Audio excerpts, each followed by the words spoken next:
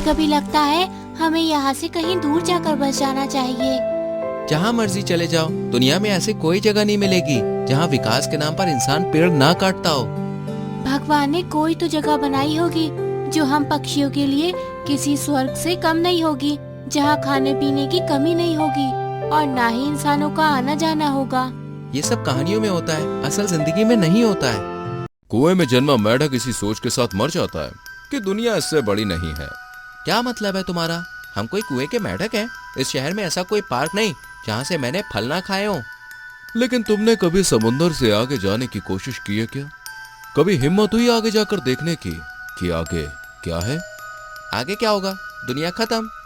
हाँ, मैं भी पहले यही समझता था, लेकिन फिर एक दिन मैंने सोचा कि एक बार देख कर आता हूँ आखिर खत्म होती हुई दुनिया दिखती कैसे है। लेकिन मैंने देखा कि बाज ने बताया कि उसे समुद्र के नीचे बीच का एक टापू मिला था। उस टापू पर कुछ पेड़ थे जिसमें बहुत सारे फल लगे थे। टापू की जमीन पर बहुत सारे छोटे छोटे जीव थे जिन्हें खाकर वो कई दिनों तक जिंदा रहा। लेकिन कुछ दिन के बाद जब उसे अकेलापन महसूस होने लगा तब वो वापस आ गया और सबको अपने साथ वहां चलने को कहने लगा। लेकिन किसी ने भी उसकी बात पर यकीन नहीं किया और वापस अकेला जाकर वहां रहना उसके लिए मुमकिन नहीं था। लेकिन अगर हम सब वहां पे जाके रह सके तो सच में वो जगह किसी जन्नत से कम नहीं है और वहां तो कोई इंसान भी नहीं होगा। लेकिन हम तुम्हारी बात पर विश्वास क्यों करें? अबे जाना, तुझे कह भी कौन रहा है? विश्वास करूं, जिस दिन यहाँ कोई पेड़ नहीं होगा मैं हिमालय जाकर भी पहाड़ों के बीच में रह लूंगा। अरे तुम सब अपना अपना देखो। मरना तो है ही, इससे अच्छा यही है कि हम एक बार बाज के साथ जाकर देखें। अगर इसकी बात सच हुई तो हम जीते जी स्वर्ग पहुंच जाएंगे। और गलत हुई तो मरने के बाद। हाँ तो दिक्कत क्या है? यहाँ बैठकर इंसानों द्वारा पेड़ काटे जाने का इंतजार करने से तो अच्छा ही है।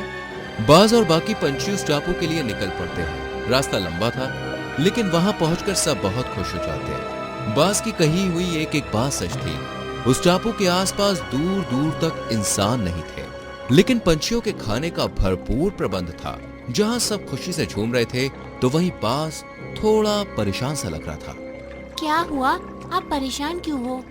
जब मैं पिछली बार आया था तो मुझे अच्छे से याद है कि ये टापू इससे दुगना बड़ा था, जिसका मतलब ये हुआ कि ये टापू धीरे धीरे डूब रहा है। नहीं, ऐसा नहीं हुआ होगा। आपको जरूर कोई गलत फहमी होगी, क्योंकि आपने जैसा बताया था ये टापू तो बिल्कुल वैसा ही है। अरे वहाँ क्या कर रही हो?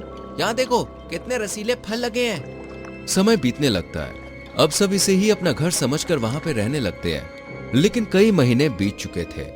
इनमें से किसी ने भी लंबी दूरी की उड़ान नहीं भरी थी। तभी टापू के दो पेड़ समुंदर में जा गिरते हैं। अरे बाल बाल बच गया, वरना अभी उन पेड़ों के साथ मैं भी समुंदर में डूब जाता।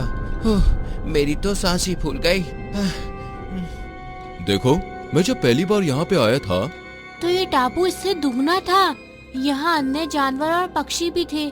ये कहानी हम लोगों ने 50 बार सुन ली है। कुछ नया है तो बताओ।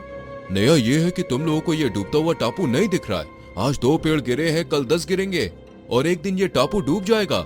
हम बहुत दूर से यहाँ तक आए हैं और अब इतने टाइम में तुम लोगों ने एक बार भी लंबी दूरी की उड़ान नहीं भरी है। जब ये टापू डूबने लगेगा ना तो तुम लोगों से वापस जाने के लिए उड़ा नहीं जाएगा।